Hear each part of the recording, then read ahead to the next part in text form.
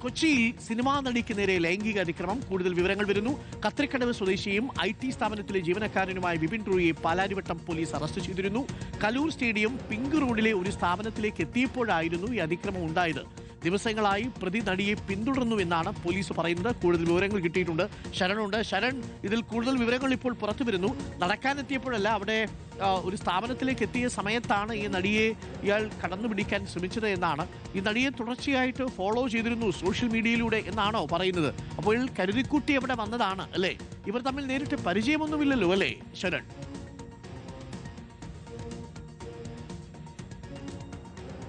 അരുൺകുമാർ, നേരത്തെ ഇരുവരും തമ്മിൽ പരിചയമില്ല എന്നുള്ളതാണ് പോലീസ് പറയുന്നത്. എന്തായാലും കരുതിക്കൂട്ടി തന്നെയുള്ളൊരു പ്രവൃത്തിയാണ് ഇപ്പോൾ ഈ പ്രതിയുടെ ഭാഗത്തു നിന്ന് ഉണ്ടായിരിക്കുന്നത്. ഇയാൾ കഴിഞ്ഞ കുറച്ച് ദിവസമായി നടിയെ ഇൻസ്റ്റാഗ്രാമിലൂടെ ഫോളോ ചെയ്യുന്നു, ചാറ്റ് ചെയ്യാൻ ശ്രമിക്കുന്നു. അപ്പോഴൊക്കെ തന്നെ നടി അത് ഒഴിവാക്കി വിട്ടിരുന്നതാണ്.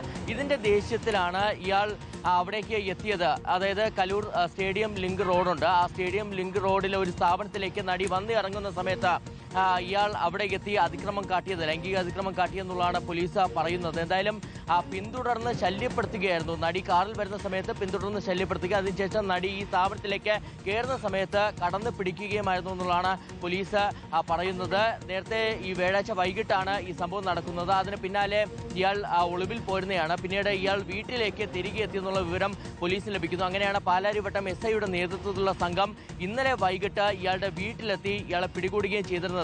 ഇപ്പോൾ സ്റ്റേഷനിൽ എത്തിച്ച് ചോദ്യം ചെയ്തിട്ടുണ്ട്. ഇതിനു പുറമെ അറസ്റ്റ് നടപടികളിലേക്ക് കടക്കുകയും ചെയ്തിട്ടുണ്ട്.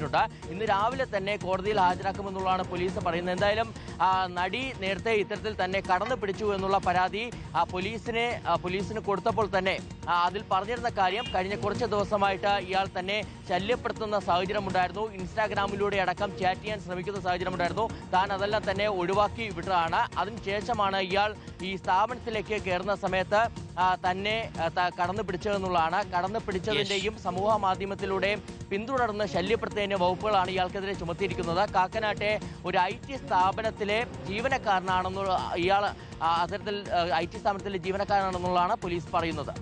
താങ്ക് യു ശരണാണ് വിവരങ്ങൾ നൽകിയത്. ഒരു പ്രേക്ഷകൻ ചോദിക്കുന്നു, ആ നടിയുടെ പേരൊന്ന് പറഞ്ഞൂടെ എന്ന് ചോദിക്കുന്നു.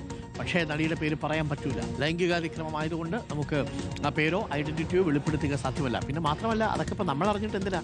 അതാ പെൺകുട്ടിക്ക് നേരിട്ട് ദുരനുഭവം പോലീസിനെ അറിയിച്ചു, കസ്റ്റഡിയിൽ എടുത്തിട്ടുണ്ട് എന്നുള്ളതാണ്.